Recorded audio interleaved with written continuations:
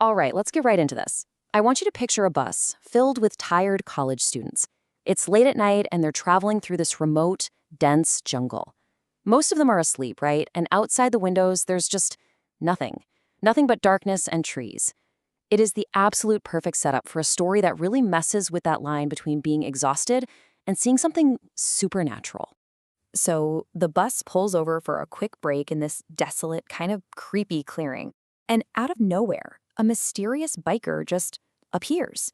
He delivers this super cryptic warning and then, just like that, vanishes back into the night.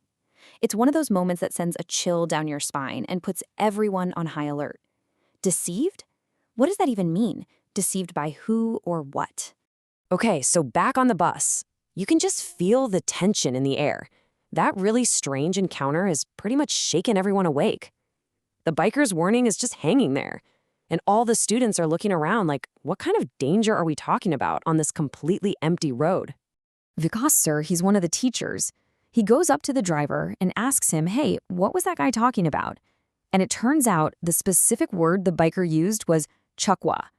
Now, that name, it clearly means something to the driver, but for most of the students, it's totally foreign.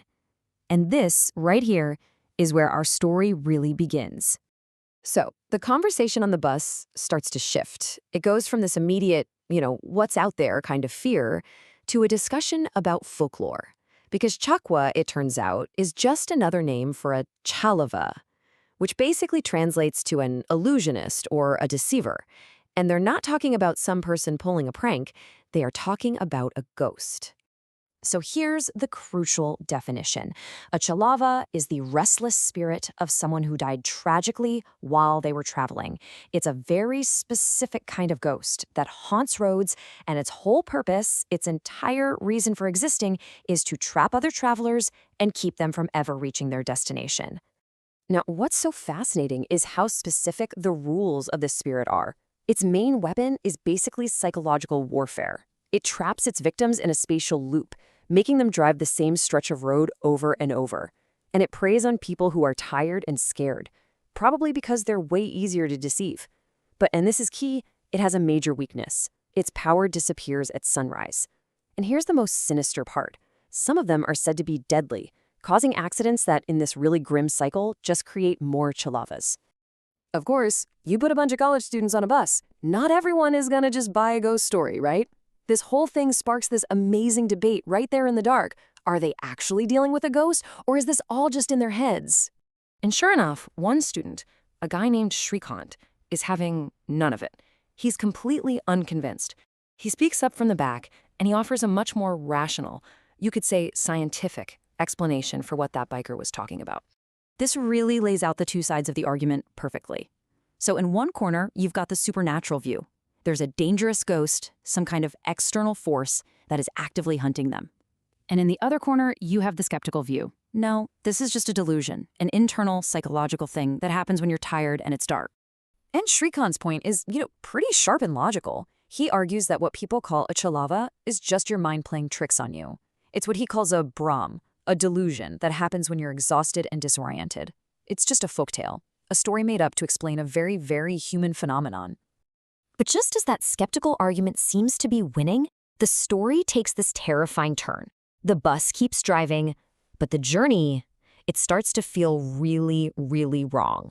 The debate is about to be settled not by words, but by experience. There's this one student, Sham, who's been awake the whole time, and he's just been staring out the window. Unlike almost everyone else, he's actually been paying attention to the jungle passing by, and this creeping sense of dread just starts to wash over him. He suddenly figures out why. He sees a closed tea stall on the side of the road for the second time. And then, a little further on, he sees an overturned truck from some old accident, which he also recognizes. And he realizes with absolute horror, they are driving in a perfect circle, passing the exact same landmarks again and again and again. Sham rushes to the front of the bus. He tells the driver, who at first is like, no, you're just tired. You're mistaken. But when the bus comes out of the jungle and pulls into the exact same desolate clearing where they had stopped before, everyone sees it. The skepticism just evaporates, and is replaced by pure, raw panic. They're trapped. The whole atmosphere on the bus has totally changed now. The question isn't, is the Chhalava real anymore? Now it's, how in the world do we get out?